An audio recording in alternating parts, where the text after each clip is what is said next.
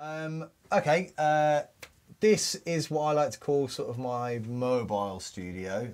Most DJs nowadays, they spend so much time on the road that it's very difficult for them to get any time to produce. So the laptop's becoming more and more kind of important as a sort of tool. So what I've got here is kind of a sort of cut down sort of version of my main studio. I don't use a sound card when I'm on the road because I don't really need to. I've got one of the new Korg Nano keys, which it's not the best feeling keyboard in the world, but it's certainly better than using caps lock. And you can get them out on a plane and they don't take up any space whatsoever. So this is kind of like my latest thing, which I use for sort of all my note input.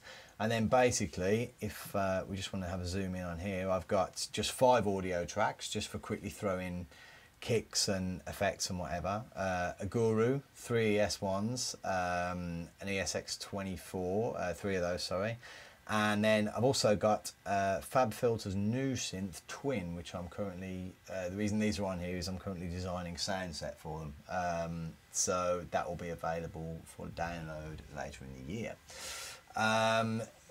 Essentially the workflow is exactly the same in the studio. I've still got all my grooves imported from all my various different pieces of software. But obviously it's a much more slimline version of what I actually do, because I don't like to get too far into the whole process without knowing what it sounds like loud.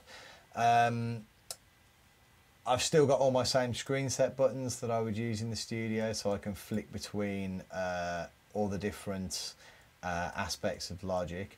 And then I've also got a few mastering strips, which if I do get something that I think is playable, and I have done. I mean, last year when I went to Miami, I did a remix of Daft Punk that did quite well out there, and that was all done on the plane journey from Toronto to Miami using Logic.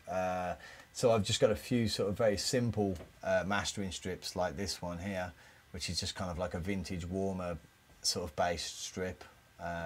Channel EQ just to add some final tweaks, a multi-presser just to add a nice bit of mastering compression, and then PSP Vintage Warmer as my limiter, and to sort of colour the sound and make it a little bit more slamming.